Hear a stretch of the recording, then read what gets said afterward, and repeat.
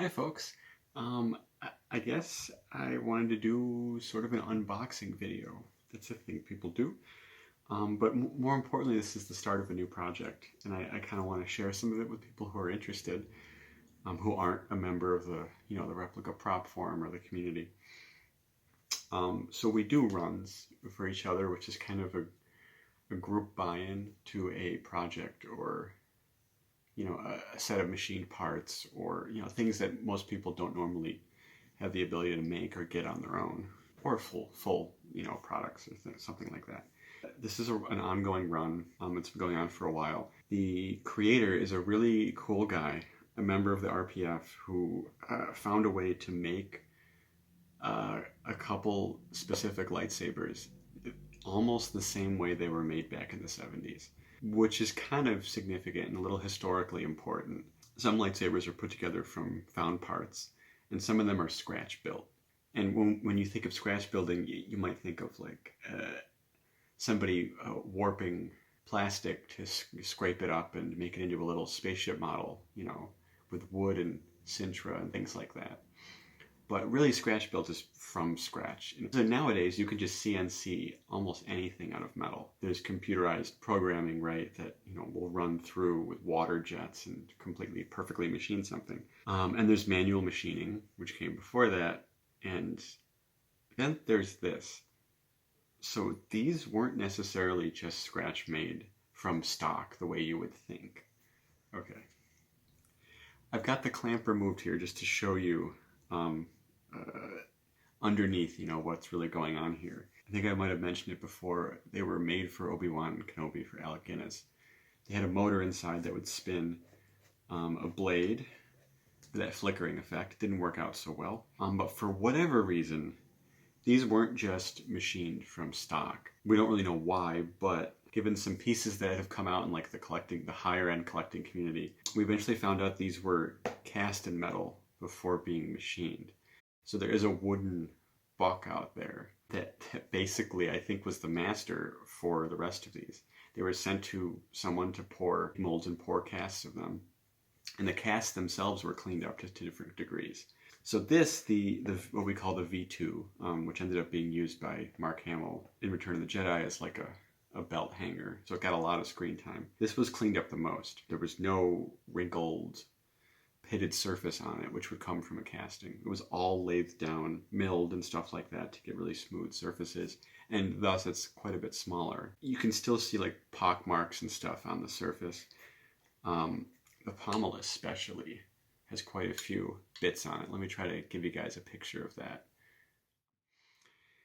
So what I've got in this box is actually another cast. There were multiples that were made. I'm assuming because they wanted, to have extras on set. But what ended up happening, just like the V2, others were pressed into service for stunt work. And if this is your famous belt hanger, then this is your rehearsal fighting stunt. All right, let's open this baby up here.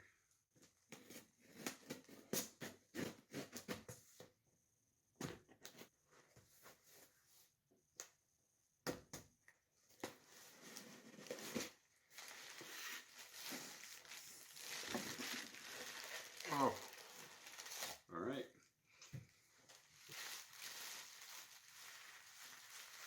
This is very dramatic. Oh my God. Whoa, that son of a gun. Wow. He did it. Oh my God, he did it.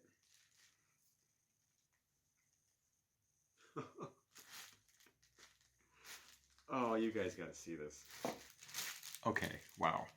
So, this guy is a really talented machinist.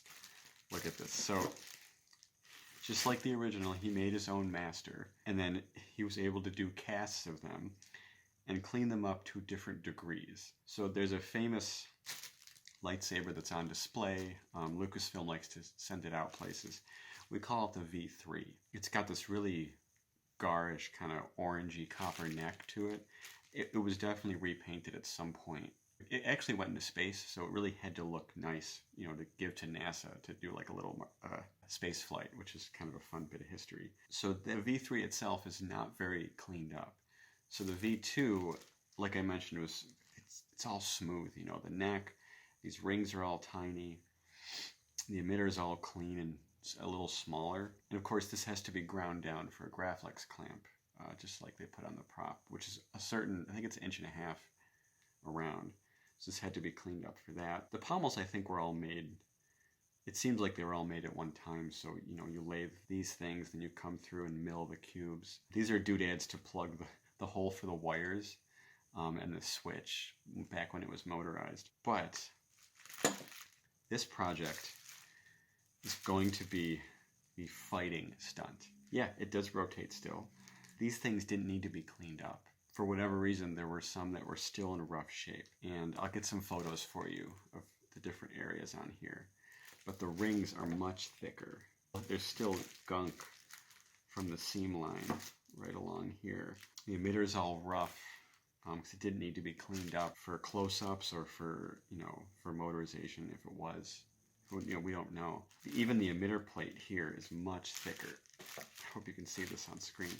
Look at this. This is just like lightly cleaned up on a lathe. And this has been machined down quite a bit. Boy, I'm stunned. This gravelly texture is straight from the mold. And you can see this on a lot of the, you know, the uncleaned lightsabers that are out there. My God, he replicated it. Huh. So I turned the flash off for this one just to give you an idea of where the project could be headed.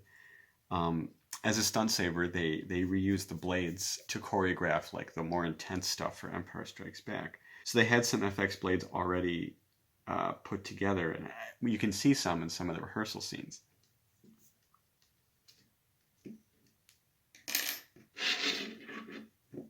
All right.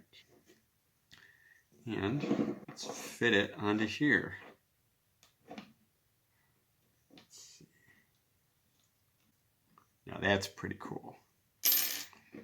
Whew, it's heavy. You can hear it rattling a little too. Wow. I'm gonna have to like lock things into place a bit better when I make a new blade for this. But this would be what they choreographed fight scenes with, what they practiced with. There was another one, I think 1 or 2 that they used from A New Hope as practice, as beater props. Seeing the blade on this with like the little adapter and stuff is pretty, this is wild. And these were reused in Return of the Jedi too, so you'll see this general shape since Luke ended up reusing it and stuff. They had bladed ones too that sort of matched. Yeah, it's close enough, right? That's a stunt prop.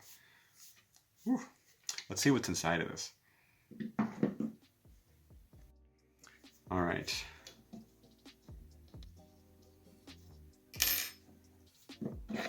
Yep. There we go. There's the steel tang. Yeah, and the emitter should slide right off. And these things are pretty wonky, so they're not true or centered. So it's very dangerous to lathe these and to mill them.